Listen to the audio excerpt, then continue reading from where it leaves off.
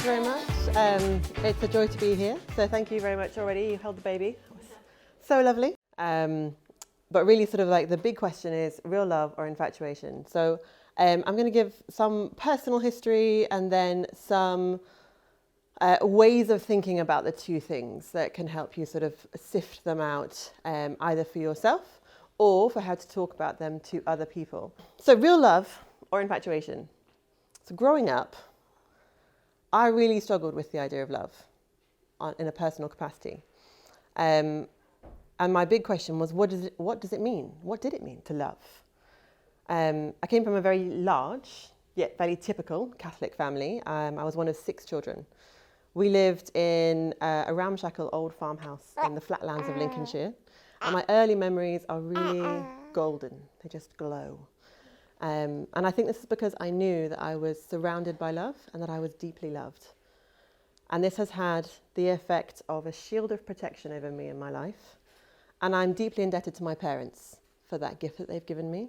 And I hope I can give it to my own children. This is number 3. So I'm hoping to sort of follow suit in that sense. But my crisis in my teen years and later was all about love with a capital L. What was this love that lots of other people spoke of? You know, the regular love that my family gave me seemed not quite to fit the bill that everyone else was talking about. You know, girls my age, they were having crushes, they were fancying boys, left, right and centre. And there was me feeling like I was missing some very crucial piece of information. Like everyone had received a secret that I really hadn't been let in on. I didn't really get it. People around me got into relationships, they fell head over heels, they had their hearts broken, there was crying involved. I did not understand the hype. I just didn't. I didn't get it. Maybe that's your experience of your teenage years. Maybe it's really not. But it was mine. I just didn't get it. I had a couple of boyfriends in like the later part of secondary school in 6th form. I still didn't really get it. So it wasn't fair to the poor guys that I dated, you know. They worked up the courage to ask me out and I was sort of like, okay. So I didn't really get it, and things either ended, you know, I ended them with like huge apologies, or I just, you know, waited until they got ended for me because I was a rubbish girlfriend. And I was still mystified, you know, what on earth is this hype about? What on earth is this love thing? And it got to a point where actually I talked to a priest once in confession, which for those of you who aren't Catholic, it's a formal ritual where you tell God through a listening priest about the things you've done wrong. It's an old practice that asks believers to take stock of themselves, to claim accountability for their actions, and to resolve to be better and receive the grace to do so. I made this confession while I was in the United States of America, so that there was 0 chance of me ever seeing this priest again. Even though they are bound to never say what they hear in confession. I just really wanted to be far away when I made this confession. I was like, I just don't know how to love, Father. I think I do, but I actually don't know if I know how to love properly. And I was asking him all about that.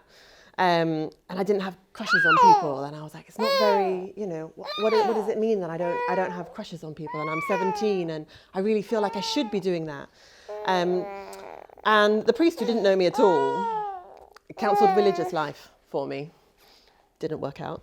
But I didn't think religious life was for people who didn't know how to love. I didn't think, oh, you don't know how to love, maybe you just become a religious person or a nun. I didn't think that was the case because I saw so many religious who had a lot of joy and love in their lives. So I put that idea to the side and continued my search for what does it mean to love. I went to university, hoping for more insight. And again, my friends had crushes, they all got loved up, they dated, things went wrong, things went right. And I went on a few dates, but not really very many second or third dates. I was at uni around the time Taylor Swift's 1985 album came out. And her track Blank Space really resonated with me. I was the, you know, kind of strange girl, never quite finding the right fit, always, you know, trying to find someone new. So I comforted a lot of friends dealing with breakups often. And it seemed to be quite a useless exercise because it was quite a fleeting thing very often at that age of mine. But I wanted to be in the know. I really, really did. So I wanted to love and be loved in return. I felt like there was something missing and I felt lonely. Now, I'm a modern languages graduate from London. So I like to relate a lot of things back to language. But you guys may have noticed that our culture talks about love a lot It's all over the place. We have so many dating shows of all varieties, insane formats, you know, contestants who chat blithely away to the camera, but really wanting to fall in love in a week while naked on an island, while blindfolded on camera. Our radio stations and Spotify playlists, they just sing of love non-stop. And we have whole sections of our national calendar dedicated to love. And yet, loneliness is an epidemic. There's lots of concern and lots of research about young people particularly. We almost expect old people to feel lonely because of death and their friends and their spouses and things. No one expects it from young people. Young people should be alive and not lonely and connected to everyone. But young people are the fastest growing demographic for loneliness. There's a huge section of the population that's lonely now, or that are likely to say when polled, I feel lonely most of the time. Relationships between men and women are becoming a little bit more strained, if you believe the news, or Reddit. And marriage is actually disappearing from Britain. There's some research that shows that in 60 years, maybe only 1 in 400, 2 in 400 people will get married, which is a really small amount of people. In 10 years, England has kind of fallen away from this idea of marriage. In 50 years, it's gone down so much. And yet we're all about finding love all the time. So how is it that we're searching so hard for love and just not finding it? I do have a theory, and it does start with food, like most things with me. Okay?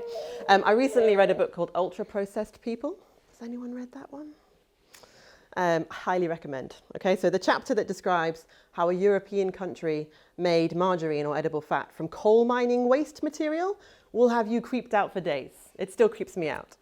Anyway, the author's main point is that we have reached a moment in our society where we are consuming food that is not really food. And this is really bad for us because, we're supposed to eat actual food. Not fake food. And the fake food, he says, almost fools our bodies, but not quite. Okay? So our bodies know that it's not real on some level. So we are kept hungry, always wanting more, and instead just getting fat. That's one of his things. Okay? You might see where I'm going with the analogy. Okay? Because I think our culture's in love with the idea of love and in love with the feeling of infatuation. It's a really heady feeling being in love. But we've lost or actively discarded the things that give us lasting love. And so we end up continually chasing this high of feeling in love and never being satisfied. So instead of being fat, we're just lonely. Or we fill the gap with food and become fat and lonely. So it's not a perfect analogy because people aren't objects, okay? So we're not food, okay? We are people. But I think starting to think of love and infatuation like real food and fake food, something that nourishes or something that does not, is a helpful starting point. So what's real love and what's infatuation? I'm going to give you some word pairs and just chat through those. And if you wave at Juliet, she will wave back. So just very into that right now. There we go. So first up is deep versus shallow. So infatuation is often talked about in very action-oriented imagery. Like falling, like floating, something exciting, something really visibly energizing. You imagine like whitewater rafting, and it's that kind of like heady feel of just being in love with someone. And certainly the initial feeling is like that. It's a high, like an adrenaline rush, and which you get from all of those activities, those water-based activities. That there's a reason we have that metaphor in our language. And real love is a quieter thing. So to keep with the water imagery, imagine a deep, wide river on a fine day. The surface looks really calm, but you know that the current runs really strong and really deep. You can look at the ocean and see the horizon stretching before you and try to grasp the power of the water. Love can be like that, quiet and powerful. That doesn't sound very interesting sometimes, particularly when you're young, sub 25, okay? But it is the thing that satisfies. And it is something that gives you that sense of awe when you contemplate it. So I knew that my husband was someone I could marry when my mother described him as steady, which I would not have appreciated when I was 18, but I really did when I was 26. I was like, ooh, steady. Sounds great. Just what I need right now. And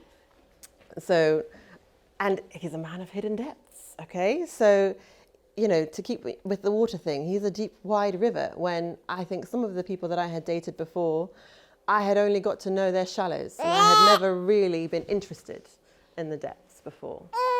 So,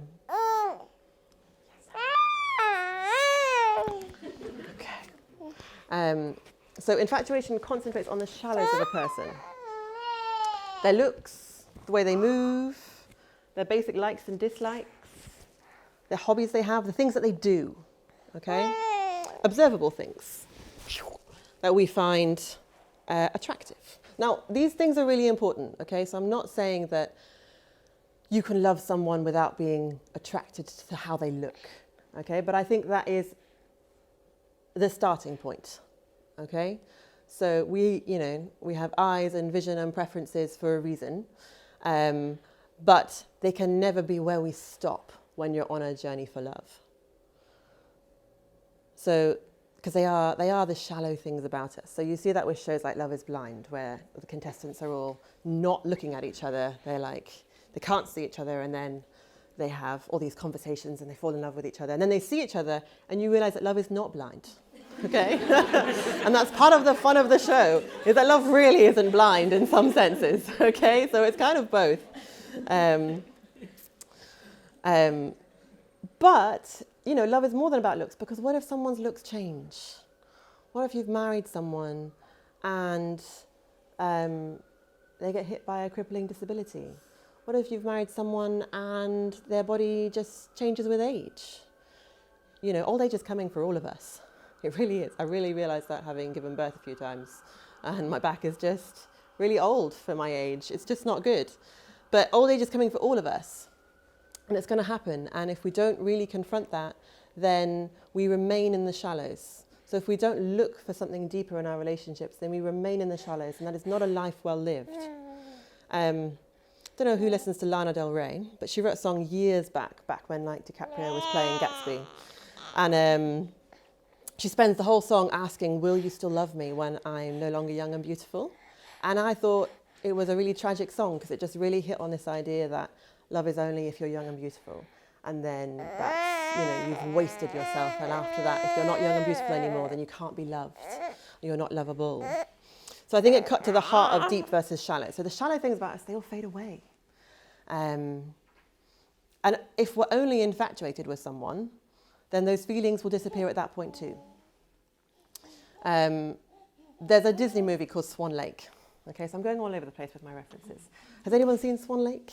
Very like 90s or 80s. And it has a really funny exchange, which went completely over my head when I was 4, where at the beginning, the prince sees the princess for the first time since she was an awkward teen. And he asks her to marry him, immediately. And she goes, why? And he's like, what? Why? It's because you're beautiful. She's like, and what else? And he's like, what else? What else is there? And she does not marry him at that point.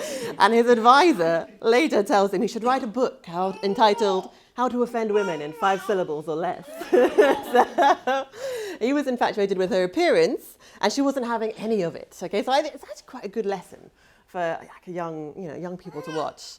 And then that's the very beginning. So the whole story is then finding the depth in their characters and what they will do for actual love, rather than just the infatuation of what someone looks like. So infatuation, it can help us fall in love, but unless it's replaced by real love at some point in the relationship, then it's actually a disservice to the person we're with. Okay, so I do want to get that out there, that we can do a disservice to the person we're with if we are treating them as someone with whom we are infatuated, rather than someone with whom we are in love. So those we claim to love deserve our full effort, which brings me to my next word pair. So love is active, infatuation is passive, because love is work, okay? Let me tell you that as a solid piece of advice. If you want an easy life, do not fall in love and get married, okay? Or do not fall in love with something that makes you put your full effort into life. Because, we all say we want an easy life, but none of us really want it. We all want a life with purpose. All of us are seeking something. We want to put ourselves to the test, and we want to find that we measure up to that test. That's why people do marathons, okay? I don't need to do marathons, I have a child. But this is why the easy life seems really aimless and pointless once we have it. So I'm sure many of us have experienced the paralyzing glory of a completely free day. It opens up before you, maybe at 12 o'clock because you slept in, because you knew you could. And then if that day is spent binging a Netflix show and then getting takeaway food, the odds are that it will be a bit of an underwhelming day by the end, and you'll feel like you've cheated yourself somehow. So we get stressed and we want to have an easier life, but when we get it, it does not satisfy. So infatuation is the easy life, okay? You don't have to do anything. You just have to be led by your emotions and stay in your imagination. Okay, so infatuation lets you look at a person and imagine a whole scenario with them. You like that guy? He looks like a rugged mountaineer type? Imagine your life in the Alps. What a glorious life. Oh my goodness. Okay? Don't go talk to him. It'll shatter the illusion. Okay? He hates the mountains, or it'll begin to be something that you have to do. Okay? So infatuation doesn't ask anything of you. If you're in a relationship with someone and you have that high feeling, it only lasts for so long. And what do you do when that fades? Okay? Do you just coast along in the relationship, unsure of what to do? Do you hope that it'll get magically better? I think some of us stay in relationships like that. I definitely had friends that did that. They stayed in relationships kind of coasting along once the infatuation had kind of worn off. Not really wanting to do anything about it, just hoping it would suddenly become better because they were hoping for kind of an easy life with their relationship. Perhaps also because, when we have to do something, sometimes we know we won't like the outcome. A friend of mine introduced me to her new boyfriend once. I didn't like him because when they talked about their future, all he would say was things like, well, we'll see how we go, we could get married, we'll see, but, just see how we go. It should be easy being in a relationship, right? We'll just, should be easy. So he was a total shirker, basically, is what I got from our first meeting. I did not like him. And she deserved so much better than that. So I do remember telling her I didn't really like him because I didn't think he was interested in a future.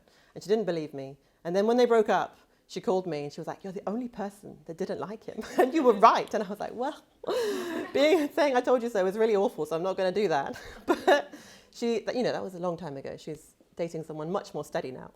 And they're both much better for it. So love involves work. Okay, it's an active thing. Because it involves another person. Okay, it's not just your imagination like infatuation can be. You have to put the work in to find out about them, to ask the hard questions, and to have your own failings shown to you. And that's not the fun part. So an infatuation can't tell you that you're lazy. An infatuation can't tell you that, maybe you should work on this, that, or the other, your patience, your, addiction to coffee, something. These are all my failings, by the way, that I know of. I'm sure my husband hasn't mentioned some of them. But you do have to become a better version of yourself when you love another person. It calls that forth from you. You call that forth from the other person, and they call that forth from you. Where infatuation doesn't really do that. It doesn't really ask that of you. It's quite a low ask. So another friend of mine was talking to me about his girlfriend. He remarked that he was one of the only people in his friend circle who wasn't living with his girlfriend.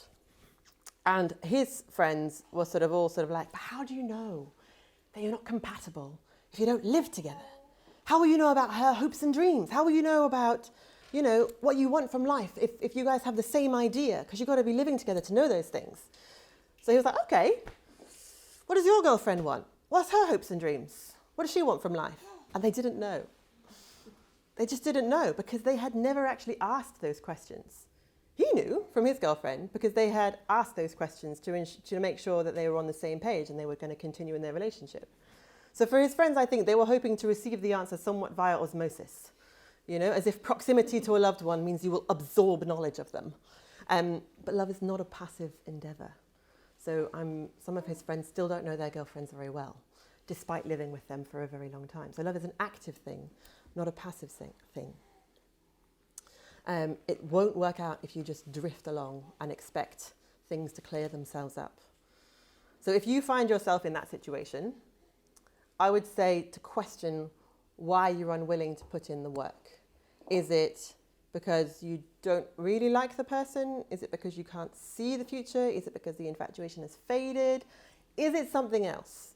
It's going to require something from you to move forward or away from a relationship like that if you ever feel a bit stuck. And even when I got married, there was a lot I didn't know about my spouse.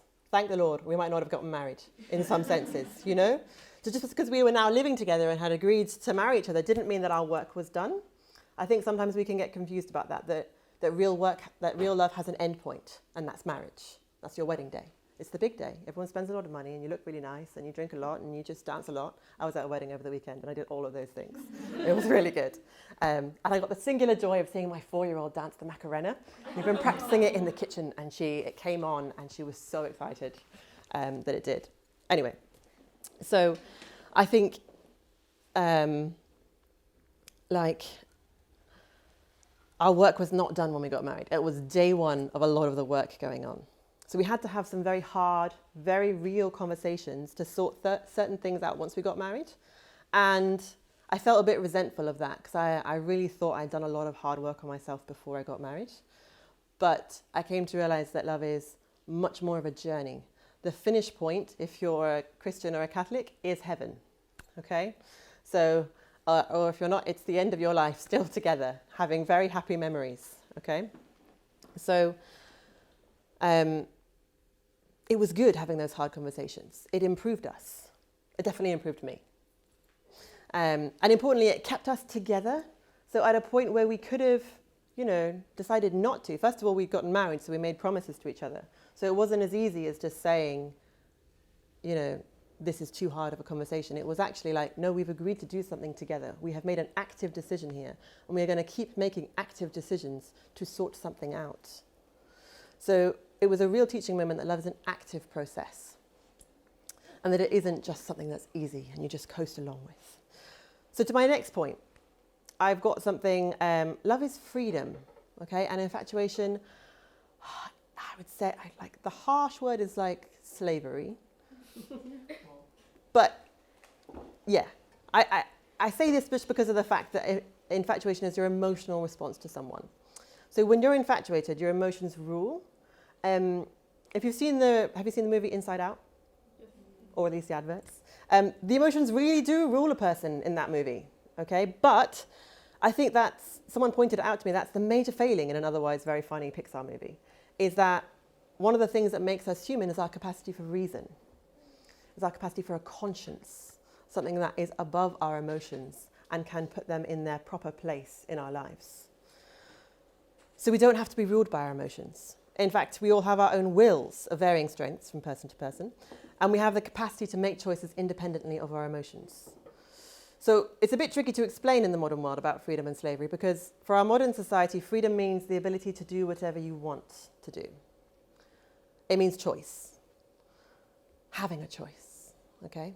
But from my background, freedom is a bit more than that. So freedom is the ability to choose the good, to be free from influences that stop me from choosing the good. I am not free if I have to have coffee every single morning if I'm going to be a nice person. I'm not a nice person if I have to have coffee in order to be nice to someone.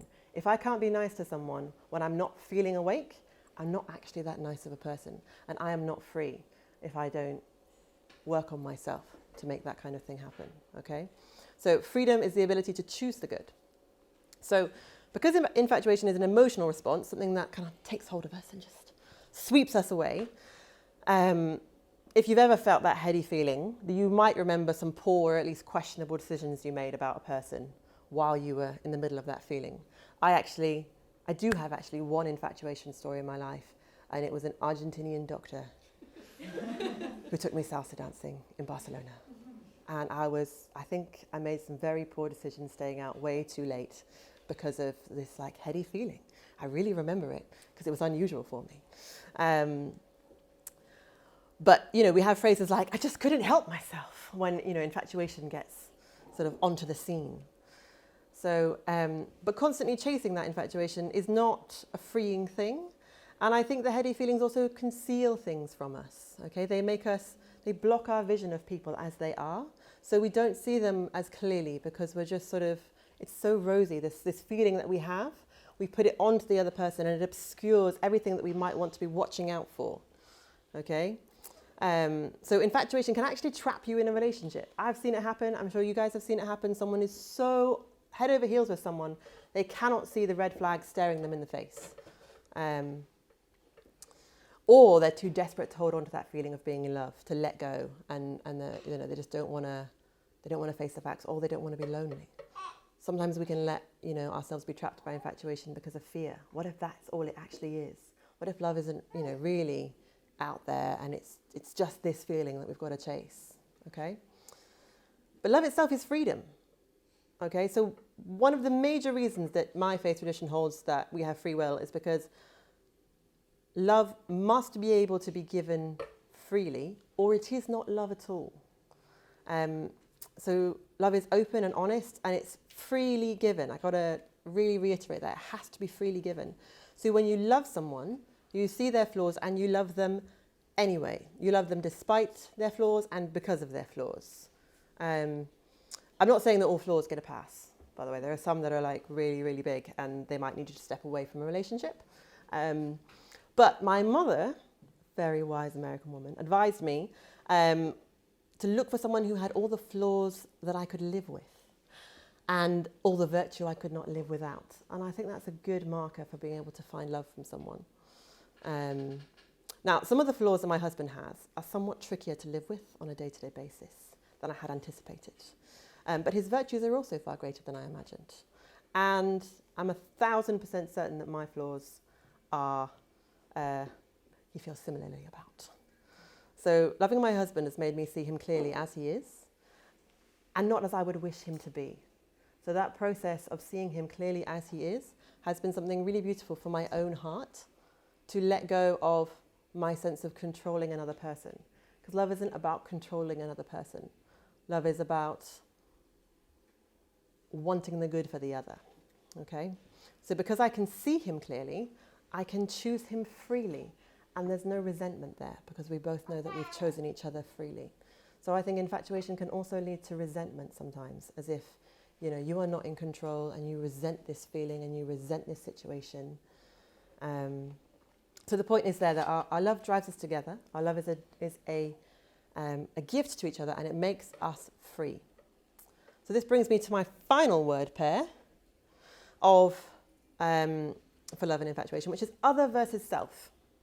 So at this wedding that I was at, the father of the bride's speech was really beautiful. And during it, he quoted St. Thomas Aquinas, who was partly quoting Aristotle, okay? And wrote something along the lines of, love is willing the good of the other. So if that's your main takeaway from today, that love is willing the good of the other, I think that's a big thing because, the newlyweds, they were encouraged to always will the good of the other person because it was such excellent advice. Because infatuation is self-centered. It's about what I feel right now. I feel great being in love with this person. I feel a little bit out of control, but it's quite heady and I have something to gossip about. And, it's the emotions the other person inspires in me and what I'm imagining about that person. And it's so nice and it's beautiful and there's no flaws in it. And it's such a great life, but it's completely self-focused. Okay, that makes it easy because you're in control of the imaginary person. The imaginary person is not free to reject you, but you are free to reject them as soon as they stop making you feel a certain way. So you don't have to be vulnerable in the same way with infatuation. Whereas love looks outward. Love is sort of an outward-facing thing. Okay? Love wants the good for the other person, which is why self-sacrifice is possible in love. You are able to put aside your own wants and needs for the love of the other person in a way that infatuation does not really inspire, not without resentment. So I knew that I actually really did like my husband when I was willing to give up one of my evening dance classes to actually go on a date with him because I was a very busy person and I knew that he was worth that minor sacrifice in my life. It felt quite major because I was really into salsa dancing, but on reflection it was quite minor. But it was a good marker. Was I willing to do that to get to know this person better? Yes, I was. So one tip in dating is to have a busy life. And then that you love. And you'll only be interruptible by the best kind of person because you will only want to interrupt your busy life for a good kind of person. Worked for me. But when two people demonstrate love to one another, they can give without counting the cost. And I think that's such an important thing. So much of our modern talk about relationships and how to manage them is all about counting the cost. Make sure you're equally doing this, make sure you're equally doing that. Make sure you're splitting the household chores, make sure you're splitting the bills, or you're doing it by your salary. So you pay 60%, you pay 40%, and we have separate accounts, we have one joint account that we just put what we've all, previously agreed to in, and that's it. It's kind of a, it's kind of a relentless focus on yourself in a relationship. And it's really unhelpful. It breeds resentment because costs in love actually can't be quantified. There's a real wish to do that, but they actually can't be quantified. How exactly does one measure the cost of childbirth and split that with your husband? And then pregnancy, so it's not really quantifiable, and it doesn't matter. Okay, because the secret is that both of you have to be giving 100%. So forget the whole 50-50 thing. So 50-50 works when you're trying to hold yourself back, when you're keeping that idea of, I want the heady feeling, but I don't want the vulnerability, so I'm going to keep something back and make sure everyone's doing 50-50. That doesn't actually help in a relationship. It has to be 100% and 100%. Both of you have to be giving 100%, and then you'll get what you need. So there's an analogy of heaven and hell, where both places, heaven and hell, have the same setup. They're both this beautiful banquet, okay? Long tables, loads of seats, filled with food, tables groaning under it. The only problem is that the utensils are very, very long.